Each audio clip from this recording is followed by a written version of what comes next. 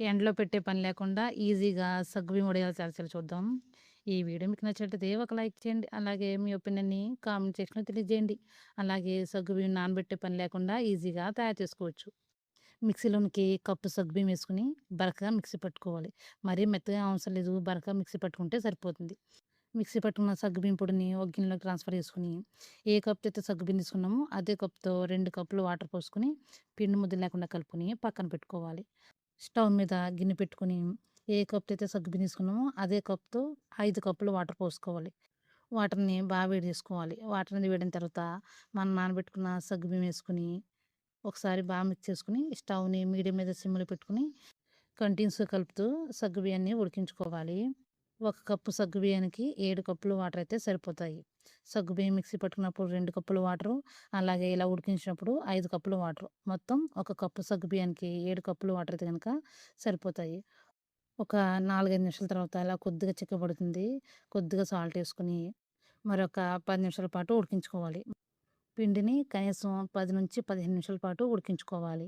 మీరు 10 నిమిషాల తర్వాత కొద్దిగా చిక్కబడుతుంది. తర్వాత 1 టేబుల్ స్పూన్ జీలకర్ర ఏసుకొని ఒకసారి బాగా మిక్స్ చేసుకొని ఇలా గోరువెచ్చగైన తర్వాత ప్లాస్టిక్ కవర్ పైన మనకు కావాల్సిన సైజులో వడియాల్ని పెట్టుకోవాలి. టేస్ట్ అనేది చాలా చాలా బావుంటాయి. మీకు నచ్చితే గనుక ఒకసారి ట్రై చేయండి. అలాగే వీడియో పైన ఒపీనియన్‌ని కామెంట్ సెక్షన్‌లో తెలియజేయండి. మనకి చిన్నగా కావాలంటే చిన్నగా వడియాలను పెట్టుకోవచ్చు. లేదా పెద్దగా కావాలంటే గనక కొద్దిగా యేసుకొని స్ప్రెడ్ చేసుకుంటే గనక సరిపోతాయి. నేను ఇవి ఎండలో పెట్టలేదు. నీళ్ళలోనే ఈజీగా వడియాల్ని పెట్టుకోవచ్చు. అలా పిండి మొత్తాన్ని వడియాల్ని ప్రిపేర్ చేసుకోవాలి. లాస్ట్‌లో కొద్దిగా చిక్కబడుతుంది. బాగా మిక్స్ చేసుకున్నప్పుడు వడియాల్ని ప్రిపేర్ చేసుకోవాలి. సాయంత్రం ఇలా కొద్దిగా డ్రై అయితాయి. రెండో వైపు టర్న్ చేసుకొని, రెండు వైపులా పూర్తిగా డ్రై అయ్యేంత వరకు ఆరబెట్టుకోవాలి. ఇలా పూర్తిగా డ్రై అయిన తర్వాత ఎండలో ఒక 2, 3 గంటల పాటు పెట్టుకుంటే గనక సంవత్సరం పొడునా వడియాలనేది నిల్వ ఉంటాయి. ఇప్పుడు వీటిని నూనెలో ఏసుకొని ఫ్రై చేసుకోవడమే. చాలా ఈజీగా, టేస్టీగా ఉంటాయి. ఈ వీడియో మీకు నచ్చినట్లయితే గనుక ఒక లైక్ చేయండి. అలాగే మీ ఒపీనియన్‌ని కామెంట్ సెక్షన్‌లో తెలియజేయండి. సగ్గుబియ్యం నానబెట్టే పని లేకుండా, అలాగే ఎండలో ఆరబెట్టే పని లేకుండా, నీళ్ళలోనే ఈజీగా సగ్గుబియ్యం వడియాల్ని ప్రిపేర్ చేసుకోవచ్చు. ఇలా చేసి పెట్టుకుంటే సంవత్సరం పొడునా నిల్వుంటాయి. సగ్గుబియ్యం వడియాలనేది మాక్సిమం కవర్ పైన ఏసుకుంటా ట్రై చేయండి. ఏసుకోవడానికి ఈజీగా ఉంటాయి.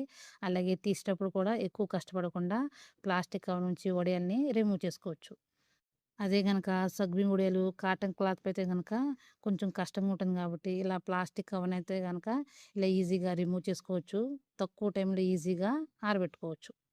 ఈ వడియాలు చారన్నం, పప్పుచారులోకి టేస్టీగా ఉంటాయి. ఈ వీడియో మీకు నచ్చినట్లయితే ఒక లైక్ చేయండి. మీ ఒపీనియన్‌ని కామెంట్ సెక్షన్‌లో తెలియజేయండి. ఫ్యాన్ గాలి కిందైనా సరే ఆరిపోతాయి.